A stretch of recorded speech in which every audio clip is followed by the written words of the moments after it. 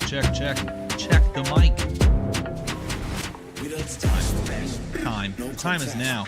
Yes, there's multiple things going on this evening. Welcome, everyone, to Give and Take. Thank you for choosing to spend your time here with us, having a good time talking about Rosetta and what I would call a triumph of set design. But we're going to get into that as we go.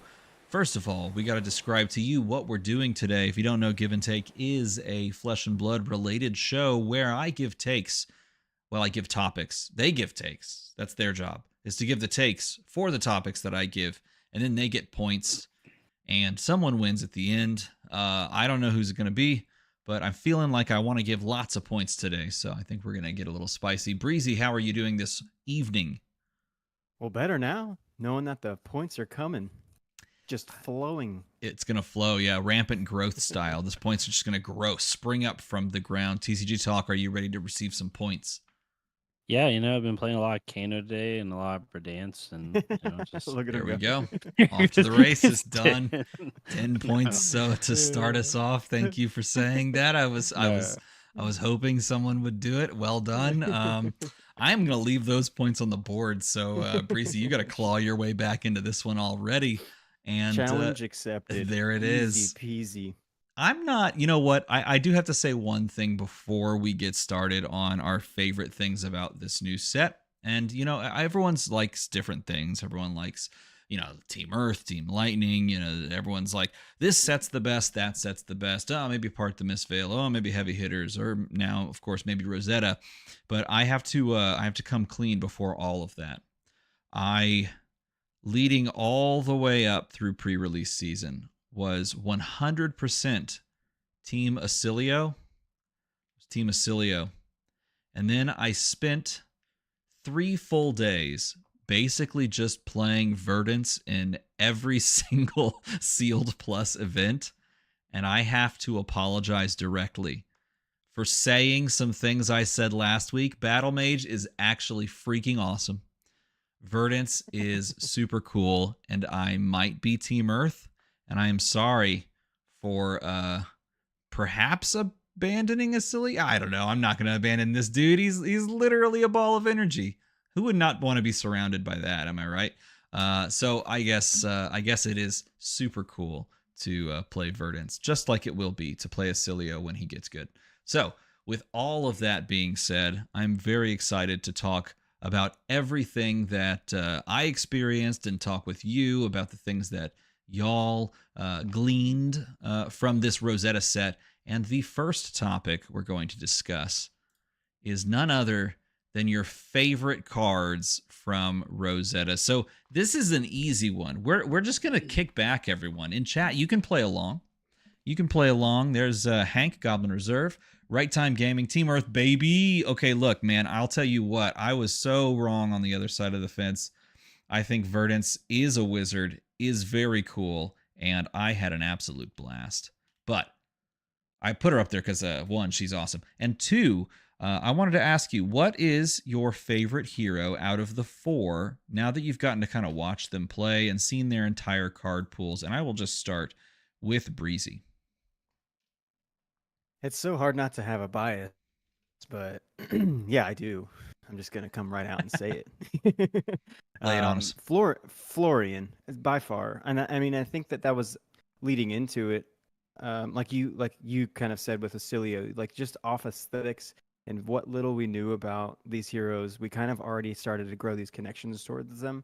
Mm-hmm. And then watching the world premiere and seeing how like just straight into the sealed format, how strong Florian is, and like it seemed like you saw all the big names late in the tournament. They're like, oh, I'm picking up Florian. They're picking up Florian, and it's just because those rune chants, man.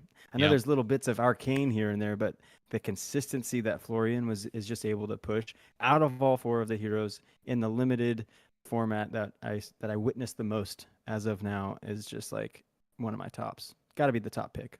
Dude, he's pretty awesome. He's pretty got, cool. Black dead rose in his hand. It's beautiful. Yeah, he's definitely a vibe. Am I right? For sure. At the same time, like pumpkin spice. Yeah, he probably does. Look at him. Very autumnnal. Yeah. Very autumnal in orientation. But I will also say that not only is he really cool and thematic, but he's very flexible. Like you can build Mm-hmm. him within the sealed format a ton of different ways. And it's not all Earth related. You can just Mm-hmm. straight up build him value Rune Blade in the sealed format. You can build him like super aggro, like just Rune Blade base with splashing in Earth cards that are good. So he's really, really flexible in the format. I think that's one of the reasons why people can gravitate towards him. One of the many, perhaps. But what do you think, TCG Talk? What was your favorite?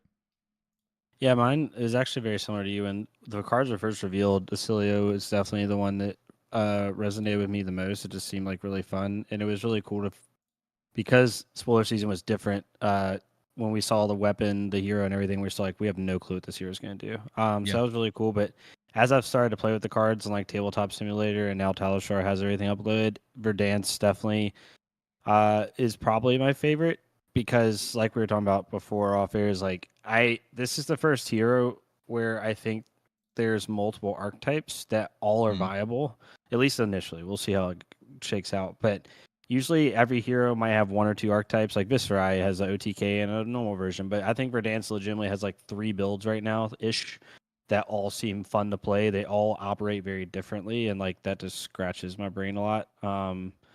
So yeah, she's probably from a play perspective my favorite so far. I think what's interesting about her from the sealed perspective as well is that she can be played multiple ways as well, specifically from the arcane side of things, like how you actually approach the arcane. If you're playing the earth cards for her, she feels basically more straight up and down. Like, yeah, she's just going to play the value things and do the thing. And then maybe gain some life. Maybe Florian's that way a little bit, but he felt a little bit more varied. But for her, she felt like she really shined depending on how you built the arcane side of her deck and how you actually went about playing that out, which was really cool. And I really enjoyed that aspect of her. Some people don't like this sealed format so far because it felt very like Earth favored.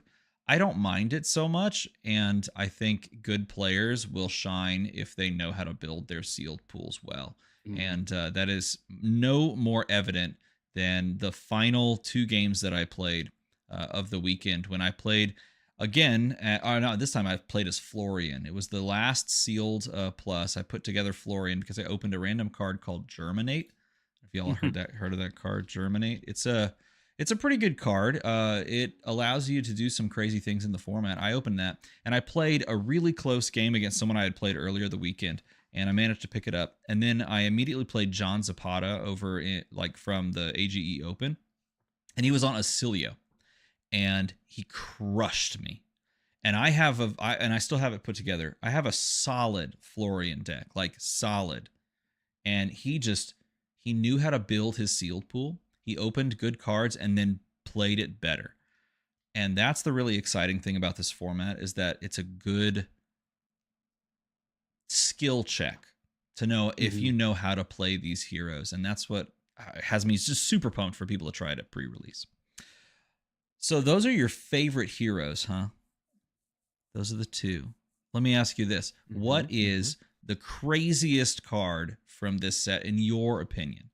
Craziest card. And this one I didn't pose. I just figured I'd fire it off there and see what you kind of have as far as answers. Because I'm sure, just like me, y'all have poured over the Fabrary list or the official Fab database, just picking at cards and messing around with things. So what's your favorite, craziest card so far, TCG Talk? Craziest card. There's a couple that I really liked. One, there's a lot of aura hate in this set, which is really funny. But the 3 for 7 that can't be defended by auras, and when it hits a hero, you may destroy an aura they control, cut through the facade. The one it has a pirate in the background, I think, is where it is. Yeah, that one's really cool because it just hurts Prism a little bit, but also I don't know. That card just seems like to me like it's already good day one, but that's a card that doesn't gatekeep. It really makes certain like things they make in the future kind of really hard to make. I don't know. It just seems like a really good silver bullet card. It's kind of like other 6s and 7s we've seen in the past. It just got progressively better. That card's really cool. And then a sub, and I'll wait on. We'll see what Parker says in case it's the same card, but there's one other card I wanted to mention too, but I'll wait and see. TCG Talk gets the secret point for mentioning a pirate in the episode. Boom. Secret point achieved. Achievement unlocked. Congratulations. He's racking them up. Breezy, you got to like cut through the facade real quick. Go ahead. What is yours? Ridiculous. I would say, man, I'm gonna try not to be biased on this one because this is just a bonus question, and I'll use my bias for the ones that we planned. I'm gonna say Cadaverous Tilling. Because, well, obviously it's a good flex card for both Earth heroes, but you get to do the thing that your hero wants to do, and it comes in for 8. So, I don't see a time, especially in limited, unless you've already met that condition, why you wouldn't want to do this. And even once you've met that condition, why wouldn't you want to drop a blue pitch and swing in for 8 when your life totals are so low? So I think, and on top of that, it's just like this art style. I love the way that they, portrayed this kind of decaying floral, still like have some touch of beauty in it. And of course there's blossoming decay. There's a few others as well. So, I mean, just all around, it's just such a good card. Such a good limited card. I like it. You picked an 8 attack card, so I'm going to put your points to 8. There it is. Boom. Look at that. Leaping right away. Right, you're catching way up. Okay, go ahead, Breezy. What were you going to say? Ridiculous. No, I was going to say, I mean, I mentioned this would be a great limited card, but I think this is just like a staple in Florian, in Verdance. I don't know. I haven't played her, but I can assume if you're doing like Icelander 2.0 style things, why you wouldn't want this as you're trying to decompose as much as possible. So yeah, it's just, if it fits the bill for a common, it's ridiculous. It's going to be the question mark of whether you actually care about decomposing that quickly or if you're okay playing the long game. And there are great like decomposed cards that are not just commons, that are of course like Felling of the Crown, the one that destroys the arsenal, which is bonkers. Like, so there are good options. It'll be interesting to see if people play Cadaverous Tilling, because it does seem like a nice little windmill slam type card, and I'm curious if those builds actually start employing it for a heavy get there quick and then just go crazy with the propagating all your rune chants and things. We'll see. TCG Talk, you wanted to come back to you for the card. one I wanted that's not a points driven, but 10 foot tall and bulletproof. I want to see a Levia play that card before they flip, just because of the funny interaction where you don't get the -2 intellect after you flip. That's true. So they play a 3 for 10, they flip into consumed, and they still draw 4. That card's just hilarious. Like a 3 for 10, that's also a 10 block. So like 10 like is so stupid. That's hilarious. Like you think my brain goes like Bravo setting up a huge dominate crippling crush, and you're like, yeah, block 10. Mm-hmm. Okay, you just spent 2 turns. Sure, I get -2 intellect. I'll just swing my weapon in arsenal, but like I just ruined your entire big play. It's just a really funny card. But to your point on the Cadaverous Tilling, one thing I wanted to say while I was in my head was I do agree about the speed decomposing, because what I've found already, because I'm running 3 Cadaverous Tillings and then Felling, Plow Earth, all that stuff, is you notice if you hyper decompose too fast, like turn 2, turn 3, all of a sudden you'll draw like a Felling of the Crown, and yes, you still get its like +4 because you have 4 cards in banish, but you don't get its effect because you don't have enough cards to decompose to like actually make them discard a card or like get rid of a card. So like if you hyper decompose too fast, the really powerful cards that make Earth, I think, play it more playable right now get way worse. So you have to really be careful on like how often you decompose. I've already found that out really quickly because I played a couple Felling the Crowns where like its effect wasn't online because I just didn't have anything in. Yeah, you weren't able to clean, or you cleaned your graveyard too well, right? Mm-hmm.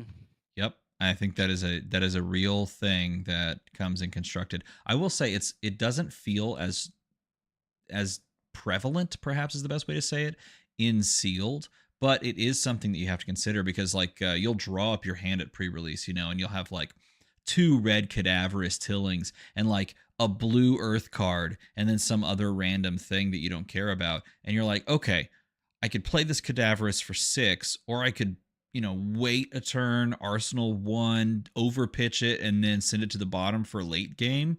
And oftentimes that's the better play. And then wait for your opponent to force blocks out of you so that you can fill your graveyard and kind of cycle them. And that happens like way more than you think. Overpitching in this format's goated.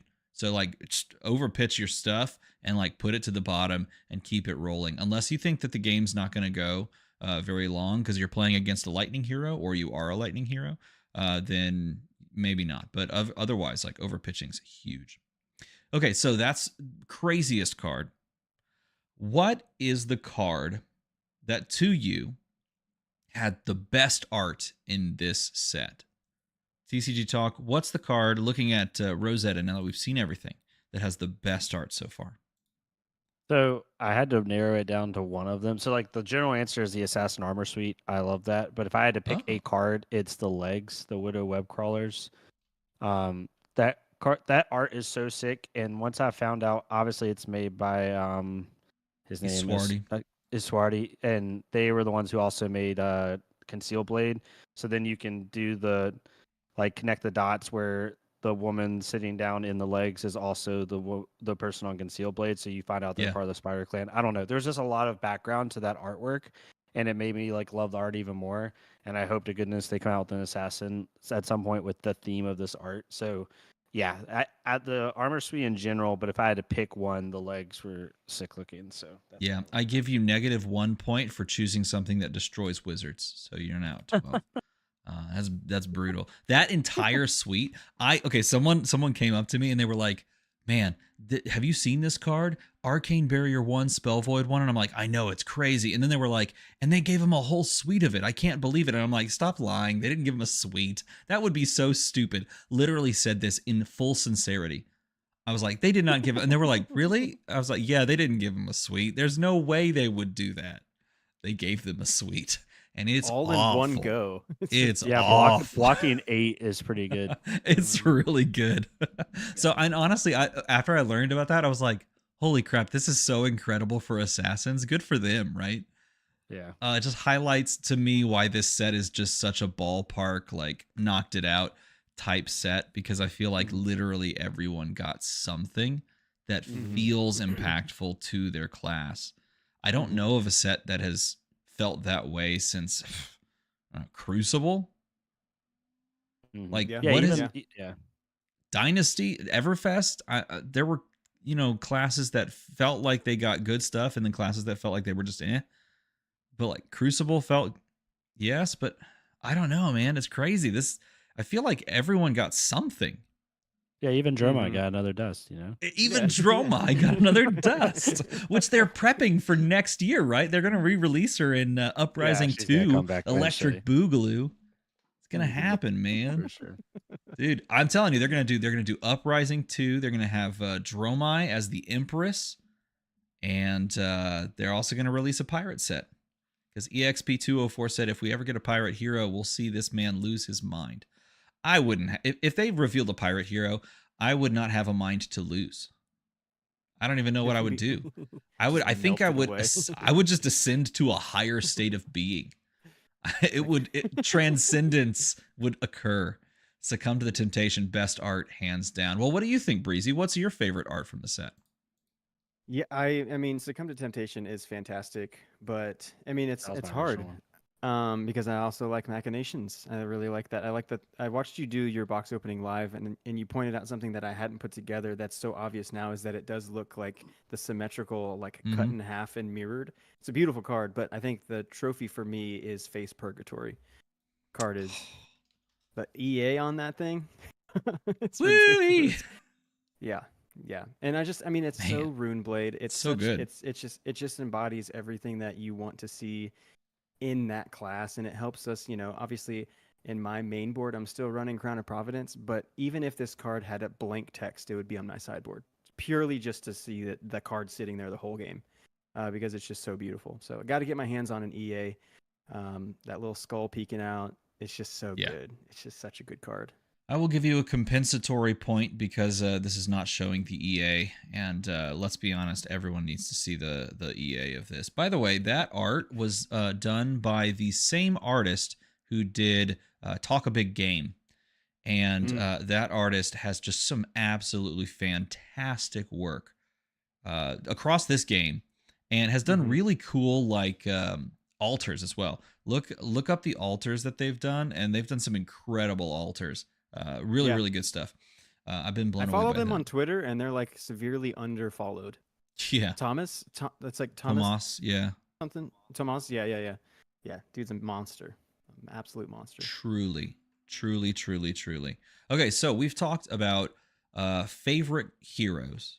We've talked about most powerful or most crazy cards.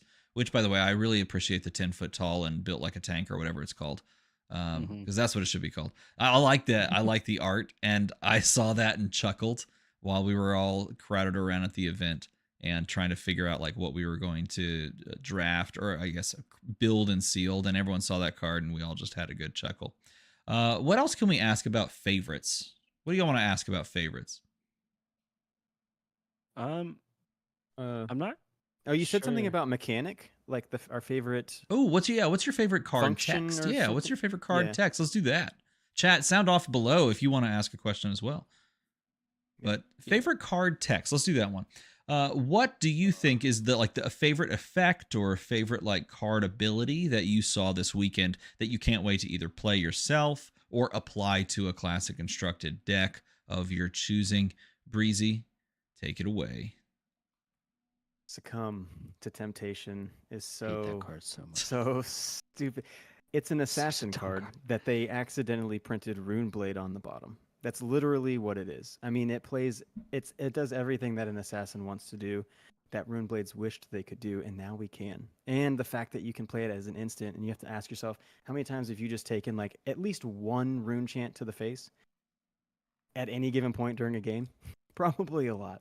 So the fact that you can just like throw this down, get an action point on something that already has go again, and also make them discard the next thing you swing is ridiculous. So like I've been telling people like don't play this on the back of a Mauve because they're going to overblock on the Mauve.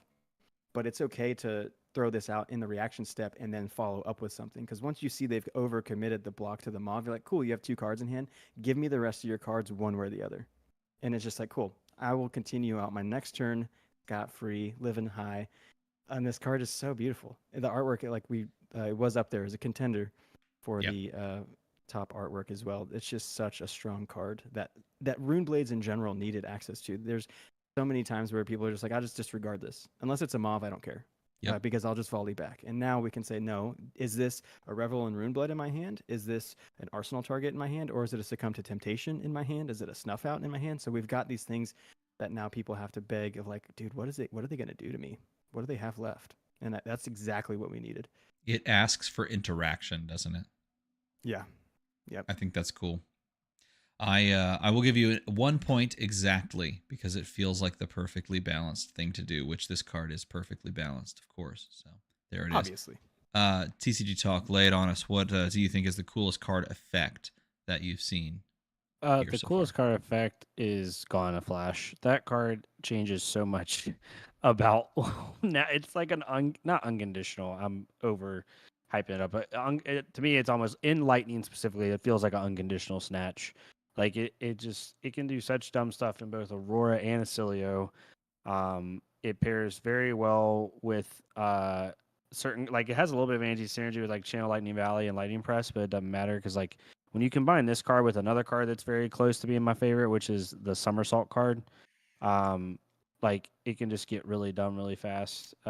So I've gone to Flash as far as effect is really cool for me. It's just you can get really overvalue plays. And when I first saw this card, because I don't think of cards like other people do, I'm not as quick to like think of applications. It's like a weakness to me as a player. But I was like, why is this card good? Why is it majestic? And then I quickly learned what the resolution step was, and I was like, wait a second, this card's actually ridiculous. So yeah, this card's probably effect-wise my favorite in this set. Yeah, this one's very cool. By the way, you could totally use Lightning Press on it. You just have to not bounce it and then bounce it in the resolution step with a second instant. Oh yeah, which is a May. Oh no, actually no, you can't because it says the next time. No, it says the next time you play. Curses, you can't do it. All right, so you can't bounce it and buff it, but at least you could do one or the other. This card, yeah, is sick. It's a very, very cool card. Does it come in extended art? That's what Fabrock NY is saying. I saw it. Yeah, it was similar to like the other ones. Yeah. Okay. I think I saw Fab Unsealed open one, which go figure, right? A lot of the Good. cards in this set look like they come in extended art. I saw at least like 5+ like majestic and below cards that came in extended arts.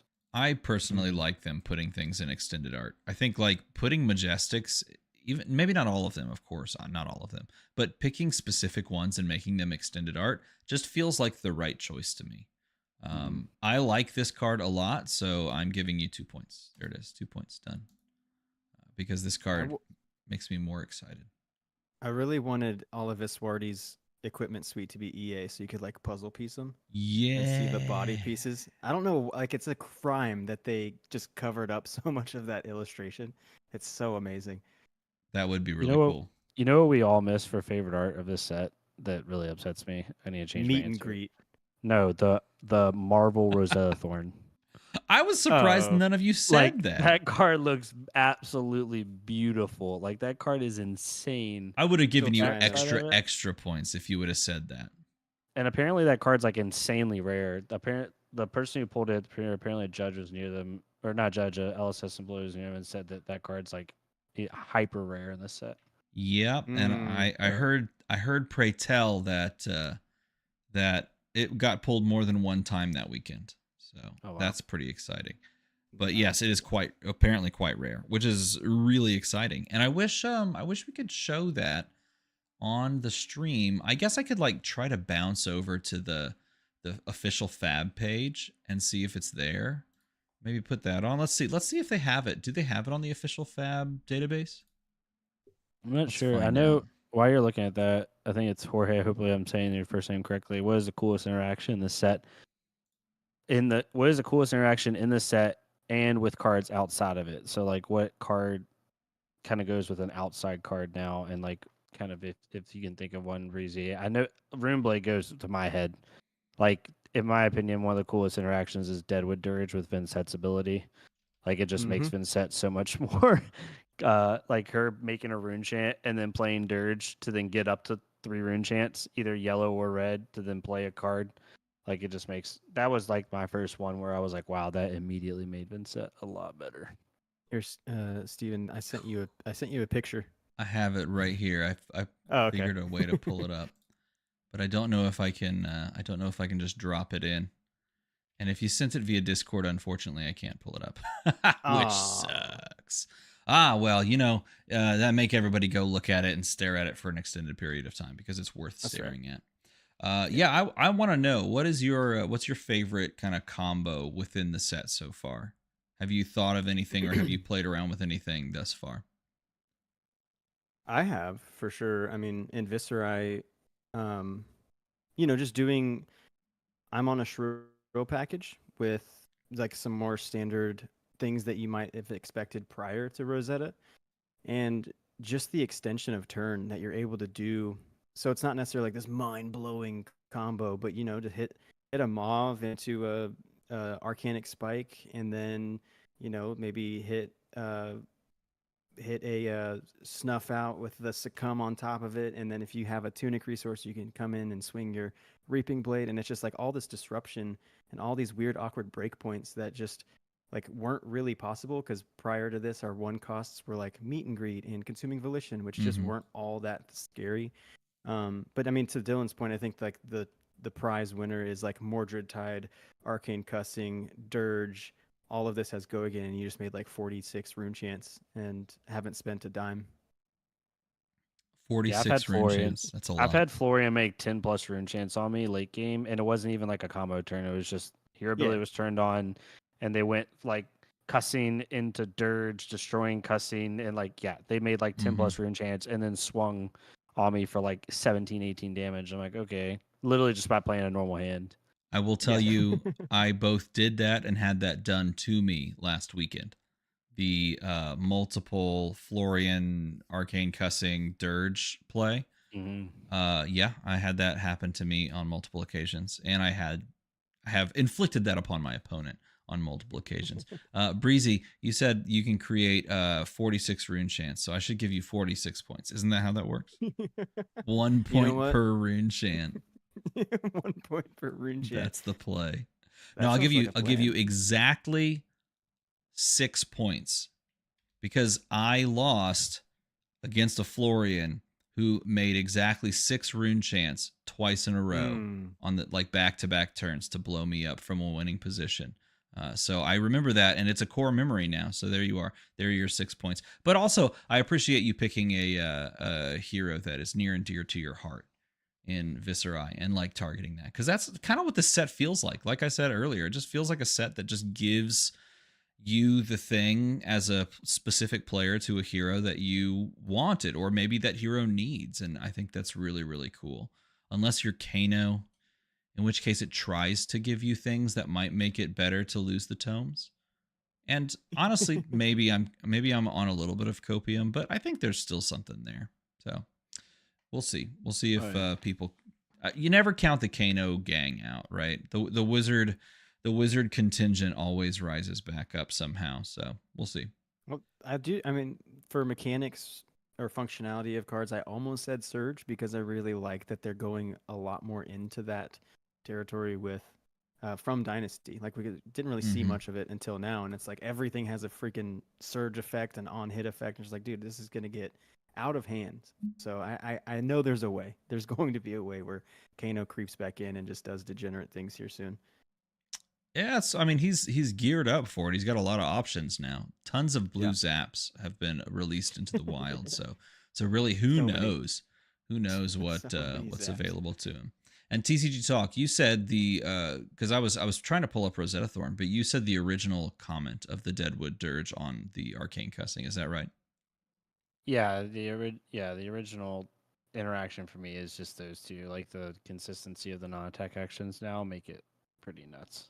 So you're basically saying that Breezy just took your answer. Yeah. All right. Okay. Well, I can give you 6 points as well. Then I guess whatever. It's just 20 points now. Look at you go. 20 points. I see how it is. Okay. Well, you know what? I think that rounds us out a nice. We put a bow. Well, let's just put it that way. We put a bow on the Rosetta talk. By the way, Arcane Polarity is indeed a sick art, says Ryan. It's going to be a great playmat, he says. Also, yes, you can use the old Rosetta Thorn. It's just that this is more of a commemorative LL type card, since you can't play it in CC, as it was the signature weapon for Briar, who is now in the Living Legend format. But you can definitely run it out there in the Living Legend format, and maybe even Living Legend Blitz, if that ever kind of comes to pass as well, since she just made her way out of the Blitz format as well. I guess you could also play it in UPF, which is pretty cool. But that's a pretty powerful card, so expect to be targeted if you're playing the good old Rosetta Thorn in UPF. Commoner, you can play it in Commoner. Yep, Commoner's another big one as well. Indeed. Okay, just show up to Commoner with your Marvel Rosetta Thorn. In fact, you should show up to Commoner with all common like non-foil cards and exactly that Rosetta Thorn. Yeah. And just like get the Commoner like token. Just get a random like Rosetta token. That's like the back of the other Thorn from Monarch. Or from Tales, and then just slam that on the field, and then just bring out just like gingerly open like a very beautiful mahogany box and take out your Rosetta Thorn and just drop it in. That's the way to do it right there. Nailed it. There it is. So we talked about Rosetta, and of course and you can play it in Clash too. Sure, keep the comments flowing, and we'll throw more questions at them because I need to give more points out. We'll pass the point totals here soon because I've just been dishing them. That we had last week. But let's talk about what this next format is going to look like as this set approaches release. Pre-release weekend is this week. Next week is officially the full release of the set. I am absolutely jonesing to open it because I want to collect some of those beautiful kind of alt art sigils that look incredible. All of them looking. I have 2 of them. And I'm super pumped to open and try to collect more of them. They remind me a lot of the Chi cards from the previous set. But we enter, when this set releases, into a brand new meta. What do you expect to see at the top tables of this meta? Now that you know the full set, we know what we're expecting. We know what these heroes can do somewhat, as we're still trying to build around with them. But what do you expect to see, TCG Talk, at the top tables? I know you've been doing a good bit of testing. Yeah, and this is gonna be a really, I think, fun meta to watch over the course of time, right? Because we have this in September. We're about almost halfway through, and Rosetta releases the 20th, and then after Rosetta that weekend we have a limited calling, which doesn't really tell us much.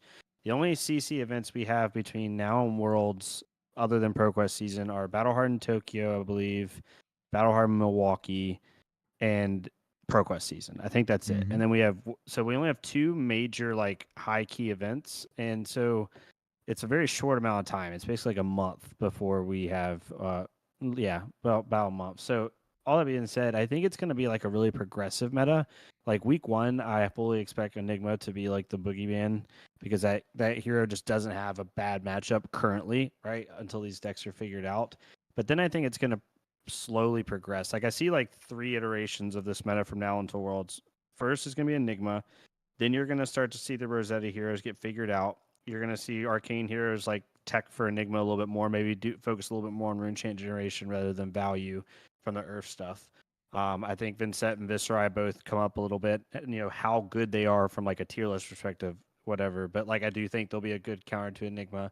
And then I think in the late October timeframe, you'll start to see Mech come up, like Max and Dash IO. I think Dash IO will be, in my opinion, the premier aggro fort deck when she comes out. I'm not going to say like oppressive Zen level, but I do think she'll be the best aggro deck in the format.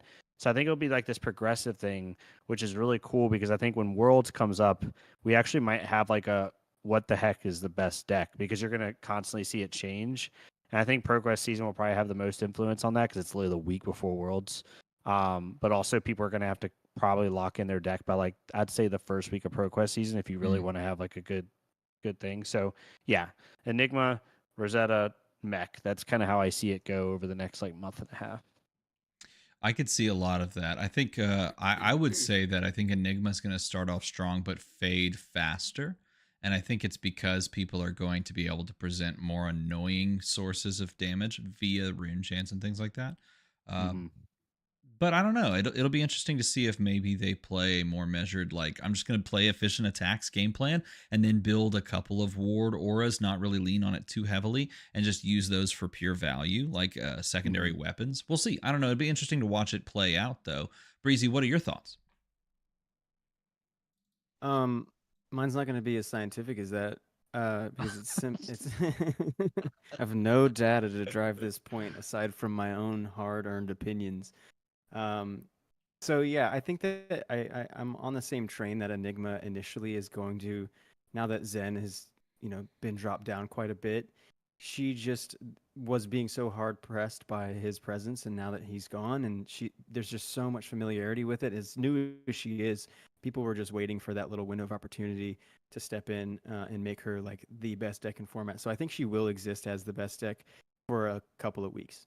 I also think that KO and I like don't know what this is based on, but I feel like Azalea is as well. Because I think Azalea's got a lot of disruption for Viserai and Vincent, who I think are coming up in the ranks. You're going to see a lot of that happen. Where, like in the past, before Azalea got just like 8 million tools at her disposal, Viserai actually used to be one of her worst matchups. But because she can just go straight to face and just ignore your rune chance and stuff, if you don't have the disruption, she can just hit you for 19 damage, do all this horrible stuff to you, and you're just forced to just give in. So I think she, as long as we see a lot of presence in like lower blocking cards, non-attack actions that Rune Blades love to play with, wizards in their instance that don't do any blocking, I think she comes up quite a bit as well.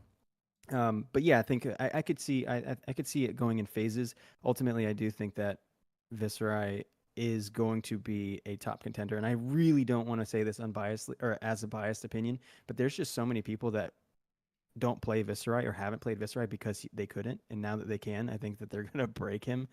I mean, if you look at some of the top players, like Brody was a Viserai big head. Some of the other big contenders in the format right now are Viserai players, at least Rune Blade players. They played Briar back when she was busted, so I think now's the time where they're gonna say, "Cool, Enigma does do cool things, but I think I'm gonna spend more time swimming in this pond where we can have a long-term stability in a meta where we can just do gross things." I like that take. I like the take of bringing in Azalea as well. It's something that we haven't heard a lot from other players, but if you're looking down the pipeline of saying, well, if these heroes coming up, what's good into those? That's a possibility that we could see play out. It'll be interesting to see how those heroes adapt to someone that can just say, you get to play one thing on your turn. And Rune Blades don't like to play one thing on their turn. They like to be able to extend these turns. And maybe Azalea has a couple of points in equity into those matchups as they improve. So we'll see how that plays out. By the way, huge shout out to this fantastic question. What's your honest opinion, metagame wise and unbiased, Vinset or Viserai? Breezy, what's your honest opinion there? Which is the better Runeblade right now? I'm gonna really lean into the unbiased part, because you obviously would know where I'd lean. I think today, like right now, Vinset's ceiling is just like 10 times larger than Viserai's. And if given the opportunity, she will beat Viserai more times than he will beat her. Because we have like really cool strategies that like rely on cool combos, whereas she just like now with Dirge and cussing, and even malefic incantations where she can just end her turn with rune chants now, which wasn't as likely. She would have had to swing flail, lose a life, hope they don't block it. Mm-hmm. Now she can just do these things that make so many rune chants. You're starting to see people like play the slow game early, kind of like what Shane did, fill up the grave or fill up the banished, and then just rip like 4 cards straight back to back. And it's like, not 6. Here we go. Here's another 6. Here you go. Oh, by the way, that hit. Discard your arsenal. Oh, and also, get rid of banish the top card of your deck. So like all these horrible things are happening to you. And so I think the one thing that is still her handicap is like in matchups like Azalea, she just can't block. Like she just can't. Like you can't afford to give your hand up. You have to be greedy. So in matchups where she can afford to be greedy, she's just the better hero. I think she's got more greed off than Viserai at the moment. Yeah, I'm hard pressed to agree. What do you think, TCG Talk? Do you think Vinset's the better Runeblade right now?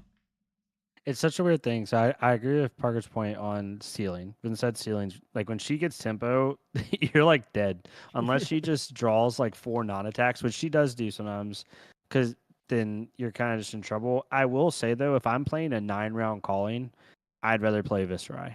Because Vinset's similar to Leviah, where she's gonna have a game where she just loses to herself. It's like it just happens. Even with the new cards, I'll be interested to see if that changes a little bit. But in like a ProQuest environment, I agree. I take Vincent, but if I'm going to like a calling or to Worlds and I'm taking a Runeblade, right now I'd take Viserai because I think Viserai can get through with more consistency, which sounds really weird, but I think Viserai's consistency now is pretty nutty, and his value is really good. So that's kind of where I lean. I don't know. Maybe it's just the fact that I've been stomped by multiple Vinsets like over the past few days, but their ability to maybe it's just the fact that they can sit on the rune chants, they can sit on the rune gate cards in banish zone, and they can percolate those like from the top of the deck. A lot of players are starting to play the instant that banishes off the top after you opt, and so they can just they can just sit on those cards, and they can like mill through their deck just to find them. And if you disrupt them on a turn, they're like, okay, that's fine, make a rune chant, pass, and then just do 3 of these giant attacks on the next turn, the next time you don't have disruption. So it'll be interesting to see, because I do feel like her consistency has gotten far better, right? Far easier, especially with all the rune chant generators. Malefic is incredible. Yeah, Malefic's really good in here. So I don't know. We'll see. I will see if it's capable of being able to put down win after win after win in a tournament. But I get where you're coming from. I like the idea that like if we're playing in this long calling-esque tournament, that it's just an easier take. Shout out to Carlo in chat, by the way. He says Vinset's busted, and he would know. He wins a lot of things, so more than other people can say. More than me. There you go. So, okay, what hero do you feel has gained the most from these cards in this set? is there any hero that sticks out to you that has gained more? And obviously, you could be like, well, let's be honest, it's Florian because he's fresh and new from the. Sorry, you can do that if you want. But what hero do you think has gained the most from this set, TCG Talk? That's so hard. From this set specifically, I'm gonna try to pick a hero that was like down in the dumps, and now they're like actually where they're at. I know we just talked about it, but I do think Viserai, in terms of like if you want to give a most improved award, I think it goes to Viserai because Viserai was like Arachne tier, and I say that with so much hate in my heart, but no, I think Viserai was like the worst tier ever, and now it went from like D tier on everybody's mystical tier list to like a high B. I'm like most of the tier lists I saw today, and I love tier lists this time of year because some people get upset about it. I'm like, no, this is literally like the whole point. Everyone wants to make like fun, like that's the fun part. But in most people's lists, Viserai went from like low D to like high B, almost like A tier. So I think Viserai probably got the most from this set because now he doesn't get completely just stonewalled by Warmongers. He actually can do something on non-attack action turns. And that's another point I said about Vincent. I think Vincent gets hurt by Warmongers a little bit more in Viserai at times, especially late game. She can just die, whereas Viserai can at least survive a little bit. But yeah, Viserai is probably the number one for me as far as like most improved from the set. I like that. I think that's solid, and I gave you bonus points for the tears that you had to shed to say that Arachne was D tier. What do you think, Breezy? Yeah, it's so hard. It's so hard. I'm gonna just for the sake of dichotomy and bringing some difference to the table. I'm gonna say Vincent. I mean, this we had a ton of Runeblade. It's hard to say Max got the best support. Yeah, Runeblade has a class one for sure. Yeah, Runeblade has a class one for sure. But the reasoning behind Vincent, I think, is because like right now she's in her like Leviathan days, early Leviathan days, where it's like this hero has so much happening where like it's just so close, and this set kind of pushed her up to that point. I think the next step would be her demi hero form. If you know what I mean, like if they ever give her that, then she's like superior. She's cracked. Busted.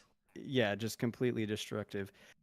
Because I mean, the biggest part of her whole thing is like blood debt is just you die to yourself, right? And so now we have ways to kill our opponent before we kill ourselves, and we don't have the luxury of turning off our blood debt. We have to actually get these cards out and play them, and that was the biggest problem. And with things like Malefic, Dirge, these things that just generate rune chance and have go again, we don't have to rely on this eloquence token that they were really trying to push for so long. So now we're able to like continue this thing, do all the rune chants, and then still pop off.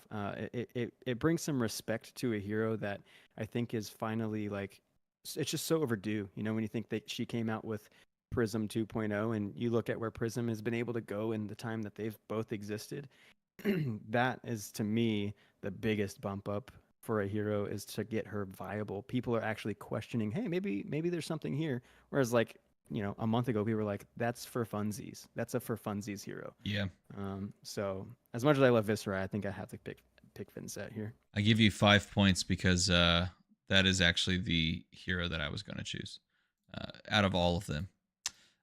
She, I feel like, has made the biggest climb. Period. End of story.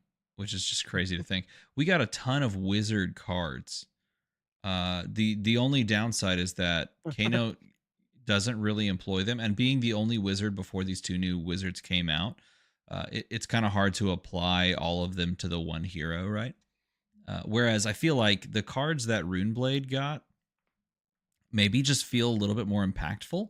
I don't know. It's interesting because like Surge is still just one of those mechanics that is so difficult to trigger and is so available for others to play around. Which is great. I mean, it's interactive, and that's what you want when you're playing someone that's working on a different axis. You want something that's interactive that you get to make decisions points on.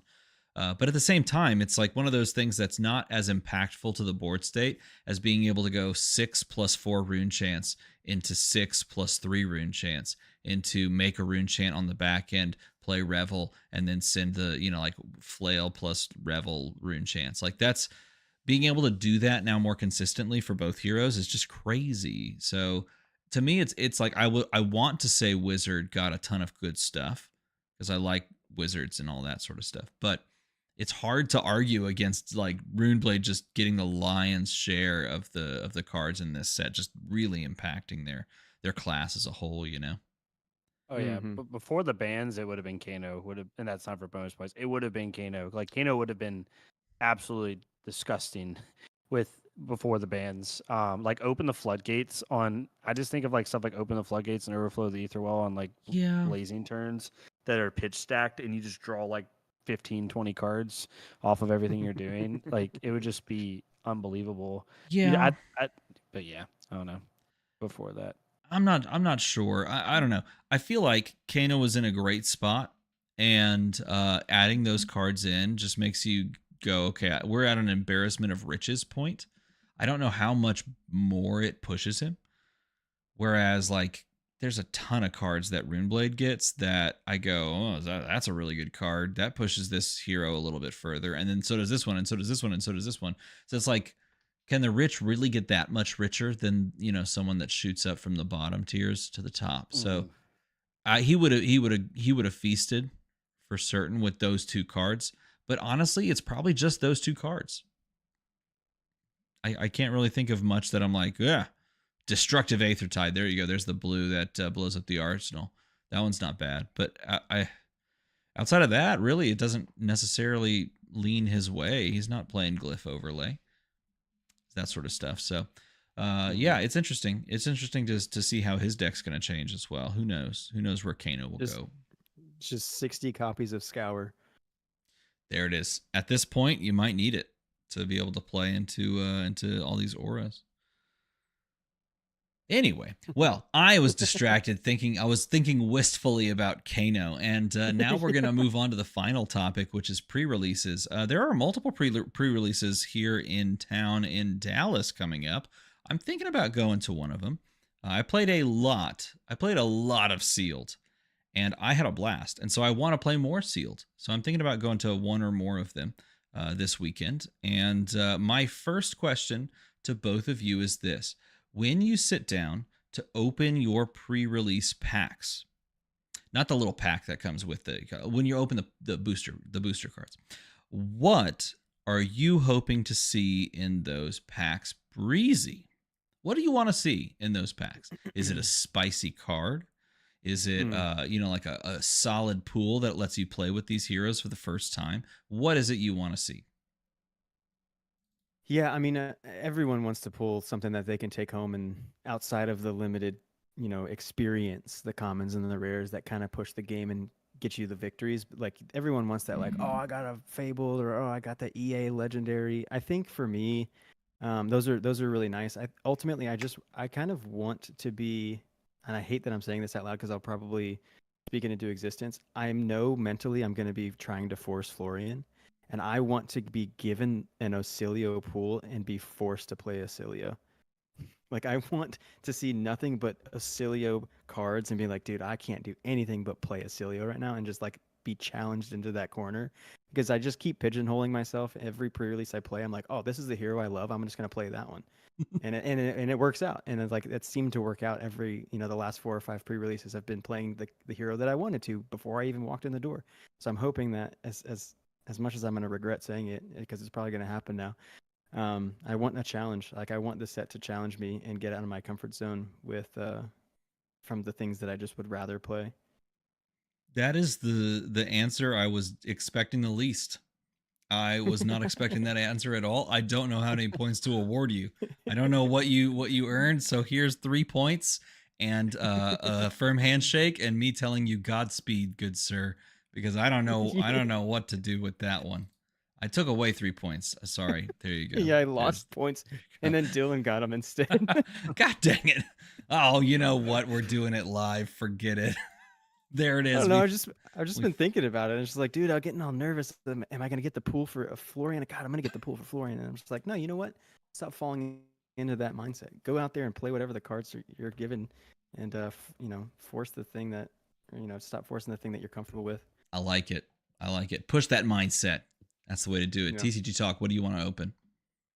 No, yeah, I just like to open a lot of different cards. I'm so casual when it comes to pre-releases, and I know like even with my channel, like whenever I do pre-release tips, it's always like a have fun, like I remember Steven, me and you. I think it was Outsiders when we went to the pre-release up north. We were at the same one, and we all played different heroes every round just for Oh the fun yeah, of it. yeah, that Yeah, was and good. it's like that's what I enjoy doing. Like I hope I open up enough of a pool where I like one round I can play Acilio. That because it's gonna be hard with this set specifically. It's actually not too bad. Is it? No, I Okay. did it for the world premiere. I played there were 4 rounds, so I played every hero. Mm-hmm. It worked. Yeah, I would love to do that, and especially now since Bright Lights, they've changed pricing, right? Like, yes, your local game store can add pricing on, but Sure. the base level pricing is the same. There's no more like spiking for cold full Uziris anymore.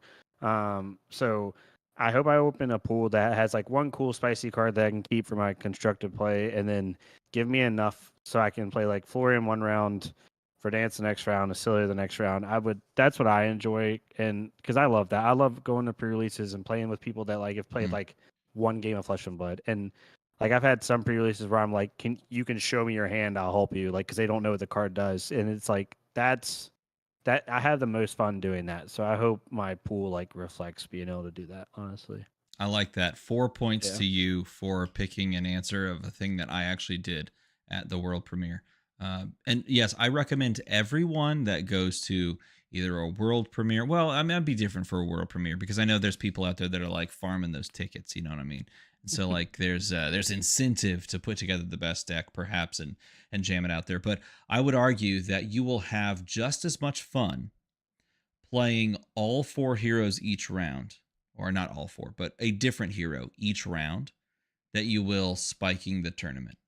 Unless you're like a super spike, in which case you probably won't because you're less likely to win all 4 of your rounds. But if you're going to pre-release, give it a thought. It is worth considering just swapping your pools around, playing a different hero just for the fun of it. And yeah, I mean, I had in the world premiere, I had a pretty decent, looking back at it, pretty decent Earth pool. I had an above average Lightning pool. I played Earth the first 2 rounds. I played Florian round 1, and I kind of got just completely outvalued by Verdance, who turned their hero power on like turn 3, which was really good. I mean, great when you can do that. I played right after that. I played Verdance, so another Earth hero, and I lost to a Florian, and that one was much closer. It was like a really down to the wire, and then they played that very good. I forget what the card is, where they make X rune chance based on how much life they gained. oh yeah, rampant growth. Yeah, Or the other one. Mm-hmm. Yeah, something like one, that. yeah. And they just yeah. sent mass amounts of rune chants my way. It was insane. It was really fun to watch. And then I proceeded to play both Acilio and Aurora and just like did really crazy lightning things. And after doing that, I was like, okay, I can see how each of these heroes want to function in this limited space. And it meant that the rest of the weekend I had a better framework. Even if I didn't open the right cards, if I sat down against someone who's playing that, I was like, I kind of remember what they were going for, what I was going for, and it made the entire experience a lot more laid back, more fun. So highly recommend that if you're going to pre-release. That is a fantastic tip to maybe just try playing as much as you can. Speaking of tips, what tips do you have based on what you either watched or what you have learned from testing so far for this Rosetta experience, this sealed experience specifically? TCG Talk, kick us off. I'll keep mine down to two main tips. One, really look for equipment. Equipment's huge, it seems, in this set. It seemed like to me every match I watched, the person who started with better equipment seemed to have a really good advantage. Especially in sealed. It just to me it seemed like whoever opened equipment was just like already way better. And the second one is I don't want to say like a class or anything, but it seemed like to me like over pitching and going second cycle is really important in sealed with that 30 card limit. Being able to like if you don't open a bomb, at least putting like 2 cards that you know are going to synergize really well together at the end of the game because there's so much life gain in this set. So like games go long, it seemed. So whoever the longer the game goes, like the I guess better player ended up seemed like they were doing a lot better. So learn to pitch threats away. You're gonna probably gain the life to stay alive long enough most of the time. And if you find good equipment in your packs, and you're like not decide on which like talent or class to go with, if you opened up equipment that maybe synergizes with that talent a little bit better, then maybe you lean that way if you're unsure. Yeah, I would agree with that. I have some comments along with that as well, but I want to hear from Breezy first. Breezy, what are some things that either you learned from watching or just from messing around with these heroes? Sanctuary of Arya is more than it's is on the surface. Like it's not just damage prevention, it is to get cards back into your deck at a at a time where you know you might be on the back foot, prevent that damage, save those cards and stick them back in your deck. I think that that's like a really cool mechanic that while watching the world premiere, it like clicked for me. I was like, this person could have easily just blocked with these cards, but they actually chose to use the damage prevention from Arya to stack them to the bottom of their deck for that second cycle and keep access to them rather than just losing them to the grave. And I think they were on Florian where they could have just, they probably were good decomposed targets, but instead they like made the mental decision to value them in their deck than to decompose with. So I think that there's just like it's such like a very simple card that we've never seen before, but the interactions and like strategies that you can utilize from it are just like so complex, or at least more complex than just I'll prevent two to stay alive. Like no, there's some utility here that you can actually create the game winner off of this card by forcing it to the bottom of the pitch stack. So, and then also just to because of that, it's a one-time use. Like really, really value it, and it makes you have to consider when to use it. If there's a hero that has one big spike turn, go ahead and do it. If it's the turn one and you're seeing them just pop off, just don't be afraid to use it at that point in time, because the likelihood that they have that same combo wombo in a limited pool is just 2 times in a row is going to be so slim. So it's just such a good card, and I'd say, yeah, don't underestimate Sanctuary of Arya. That's the tip. I like that one a lot. I agree with you. And I think Sanctuary is one of those cards that it's okay to use on turn one if they're sending like 6 Arcane at your face. If especially because you can pitch into it, pitch some blues, and you can cycle your hand, and you're going to draw up. It's okay to use to stop surge effects that are going to be very impactful, even if it's only for 1 point of value. I did have someone literally blow their Sanctuary up on some random turn to stop 1 point of value. And the reason was it was going to stop a very powerful surge effect and stop, this sort of spiral out of control that the game would have taken from that point. And I think that they made the right choice there. I think it's a fantastic use to complement stopping big attacks. If your cards are bad at blocking but generate resources, or can't block at all but generate resources, all of a sudden they can block through the use of the macro. And so there's a lot of different reasons to use that card. It's not just to prevent arcane damage. That is an important thing to note. And how you choose to use it, if you have good justification for it, is oftentimes just enough. Like you just figure out these different little, squeaky little plays that allow you to employ the Sanctuary in just a way that helps you, not die to like a +1, what's the Trailblazing Aether, the one that gets go again. That could just unlock at hand, and that was the key play for someone I was playing against. I surged on a Trailblazing Aether. And they were like, "Yeah, I'm gonna stop exactly 1," and I'm like, "I wish you wouldn't have done that. I had 5 more coming after that," and so I had to arsenal that card, and the game continued instead of them just being lit on fire on the spot. And so things like that, like little things like that, are just ways that you can use these cards. That that's flesh and blood, man. Flesh and blood is so modal already that finding these like little use cases, it's just a great little challenge for players to try and employ. And TCG Talk, you were mentioning as far as the implementation of building your deck around perhaps the idea of finding good pieces of equipment. I think the more I opened this set, the more I realized that they have done a great job of equipment distribution.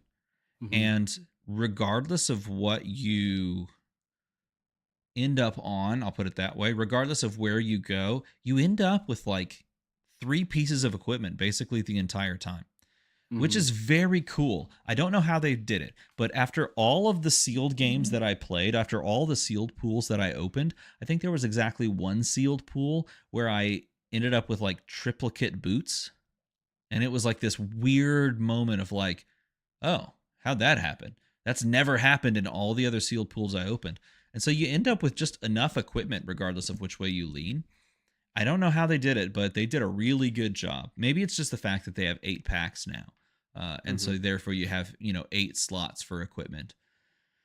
But it ends up that you just, no matter which way you lean, you end up with, 8 couple of pieces of equipment instead of just like the one random one if you wanted to play like as a Cilio, which is useful. But I would say, go ahead. Go ahead. No, you go ahead. You finish. There's certainly a hierarchy. Some equipment is just better than others. Like for example, the I think it's the ink lined cloak in Wizard is pure hot garbage if you don't have enough sigils. It does nothing. It will do nothing if you don't have sigils. And in the same vein, there's the destroy an aura and get a resource on the side, the bloodstained bodice, I think is what it's called, on the side of the rune blade, which has far more targets in the entire rune blade pool, it feels. And so there's like a definite difference in, even though they're like similar ideas on a card, the rune blade one always felt like it had more application than the ink lined cloak. And then of course well grounded is nuts. If you find well grounded, you're pretty happy about it in the earth side of things. What were you going to say, TCG Talk? No, I was just gonna say, yeah, like you said, like even the weakest air quotes equipment, the one that each one of them prevents one if you've been dealt damage this turn, like the fact that you can take a rune chant and then prevent 4 is super nice at common. And also, I just wanted to say, like, the equipment in this set, they've done it now for 3 sets in a row, and please keep doing it if anyone from LSS watches this, where it's like they're making common level equipment that is both makes the limited environment more stable, but it also is way better for new players. Like the fact that a new player can pick up Florian or Verdant and you can play Helm of, I can't pronounce the last 2 words of that name, Helm of Latin, whatever it is. Yeah. Helm of Lignum Vitae, where it's basically Blade Break 2 most of the time if you time it right, and you have well grounded, so you have 4 block on your equipment, which is like, in my opinion, almost like close to Welcome to Wraith level commons, like breaking skills and stuff, where you actually have like really good, like playable equipment pieces that someone can play for like 3 to 6 months and not feel bad about it, right? So I'm super excited about that. And like the rune chant arms that allow you to create a rune chant on demand, like it's like a mini Vexing Quillhand rune hold release. Yeah. Those I'm just glad that they're making common equipment now where a new player can pick those up and feel good about having them until they decide they want to spend the money to get like better pieces. This is a fine equipment, by the way. It's one of the better equipments in the set. Being able to make a rune chant on demand and then Bloodtorn Bodice that rune chant and have more resources, or do the same thing for a couple of Runeblade cards in the set that allow you to just either make more rune chants or get beneficial effects from destroying an aura. Yeah, pretty good card in general. So before we wrap up, the final question I have for you: what is your all-encompassing final hot take? Give me your hottest of takes for Rosetta. It could be related to literally anything. Could be about the meta. Could be about the set itself, the sealed, the heroes. Think about it and tell me your hot take. And chat, leave a hot take in the comments, in the stream comments below, and we can react to that. But what is your hottest of takes, Breezy? Dude, this is the best set they've ever produced, hands down. The best set, really? Best set. Give me your argument as to why. Rune Blades, Wizards, Arcane. Dude, I have bruised ribs. You can't make me laugh. Dude, it's just been such a long time coming, right? There's something special about like just revisiting some of the grassroots that helped plant the seeds for what Flesh and Blood is today. And, it's really cool to see, to the Tales of Aria, OG, like, you've got this really new, what's this? This is super interesting, talents and all this stuff, Part the Mistveil, mystic stuff. But to just go back and bring like so much support to some OG Arcane Rising classes that we haven't seen get this kind of support, and it's been too long. And and to see that it's been even noticing in the development that Part the Misfit was like way overtuned, that this set has already brought the bar down. Like these aren't Part the Misfit Heroes Part 2, at least from what I'm picking up. You're not going to find a Zen in this set that's going to just blow everything out of the water, out of thin air. So I think that it's just a really well evaluated, really well executed set. And honestly, for me, I'm going to include my bias. It's just the best set that's ever been released. That's, you know what? That's a solidly hot take, and you backed it up with the talk. So I like that. TCG Talk, lay us out the hot take. Okay, if we're in hot takes where it's more the worst emphatic. set of all time. No, it's like I was gonna do something, but it's not hot enough. It's just what I want. The hot take is we will see a Necromancer in the next 2 sets. Whoa. Okay. I think cut through the facade and Call to the Grave are actually supposed, like cut through the facade not quite as much, but Call to the Grave is literally a Necromancer card. It's in the pseudo expansion / generic spot, and it's just the card is actually not meant for this set. It's just it's the dynasty card of this set where they're just showing you what's coming. That's my opinion. Like, why else would you put a Necromancer on that freaking card? It goes exactly with what Necromancer wants to do, somewhat per what James White was talking about with like talking about the grave. So I think at the latest we will see a Necromancer in the next year, and I would not be surprised if we see it in the next 2 sets. That is a good question, because they have been consistently hinting in each little set that we're going somewhere next, right? What was the hint for this set in Part the Mistveil? I was looking at like all the Emissary of Tides stuff that was hinting at. Yeah, the water. underwater stuff. Yeah, right. Pirates. But I don't know where that connects here, and maybe I missed something in Part the Mistveil. Yeah, I wonder if they hinted towards this, but they have consistently been doing it for a while, at least a year, right? Yeah, if you look at the generics in Part of the Mistveil, Emissary of Moon, Prismatic Leyline, Emissary of Tails, Emissary of Wind, they're all like either underwater or like the different. Some of them go back to Solana a little bit, actually. Yeah, they're talking about Dust or the battle between Light and Shadow. Maybe that's what they do. Mm-hmm. Maybe that's what they do in number 3, Monarch number 3. Is they give us a necromancer, a true shadow necromancer, and they introduce a new class. That could be it. Necromancer that brings Chain back from the dead. Or brings Viserai back from Arathiel. That would be better. That'd be sick. I just think those 2 cards do it. Even if you look at Tongue Tied, that card, yes, it kind of looks Runebladey, but it also looks a little bit Necromancer-y to me. Hand behind the pin. Yeah, so all gives that same vibe. It looks like they're doing some type of like seance with the character, so I would not be surprised. I mean, and James White confirmed that Necromancer is in the shoot, like being created or in the production, and that was what, like 3 months ago. So if they're on like a 1 to 2 year cycle, maybe even shorter, depending on how far along it is, you could easily see it being within the next year. People, I mean, we know we're lose getting their it. minds. It's just when. I don't know, man. Yeah. That looks like a Leviathan card to me. Oh my goodness! Don't fuel Ethan's copium. Hey man, it is. That's a pretty. It is a Leviathan card. That's Leviathan. That's Leviathan right there. It's better than Smashback Yellhorn or whatever the frick it's called. So yeah. All right, well, TCG Talk, that was a very spicy take, and you've pushed us so far into the realm of like brain theory that I got to give you more points.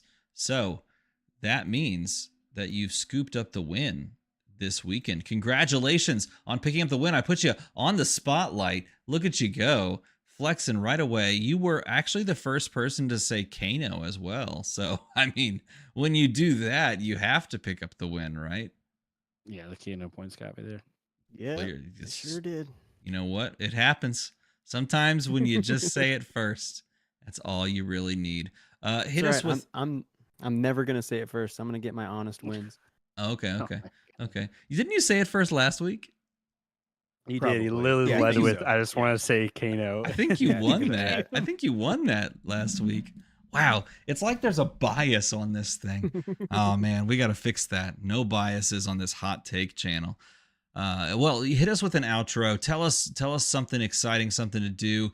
Give us a plug, TCG Talk, as we smile, before we smile and wave and say goodbye.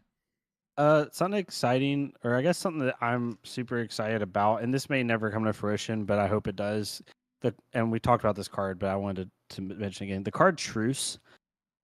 Please, I hope at some point, and I know LSS is doing it. They're just doing their own way and however way they see fit. But this card is like it's a good playable constructed card, but it's also a UPF card, and it's an actual good, fun, competitive UPF card. I hope they either A, continue to do this in the expansion slot or generic slot, or B, we get some type of standalone product that does not replace a set that is UPF focused. Like give us a mini, it could be a box set, almost like the Guardian set for UPF. I would love to see the game go this way, and I think it would grow the game a lot. And I won't soapbox too hard. I'm just saying, like, this card excites me because it shows how would LSS approach a multiplayer format when they're actually focused on it. And I think that this card kind of shows that. And so I'm super excited to see if they print more cards like this, because this card's sick. I love this card. You bring up a very good point. Truce does make a very good UPF card, and maybe Brody's card, whenever it gets put together, will get purposed into that. And no sarcasm at all. I think that would actually make for an interesting, if they could repurpose it into something for that format. That could make for an interesting card to play in UPSF as well. But ladies and gentlemen, that, as they say, is that. So, well, unless we've got anything else to say, go to your pre-release this weekend, play with Rosetta, try out the heroes for yourself, see what you think, and let us know in a comment below how they all go. With that, I guess check out their information in the description below. Follow them on their respective channels. They have some stuff coming up. TCG Talk's been pushing out that content, and Breezy said he's got some Viscerai stuff coming your way. I believe that's the case. Isn't that right? Oh, absolutely. Yeah. Absolutely. Why would you not? Why would you not? Tis the season. And 'tis the season. It's a time of giving. A time of giving of new heroes and wonderful deck techs. With that, gentlemen, let's wave goodbye. Smile and wave, boys. Smile and wave. Bye. Goodbye.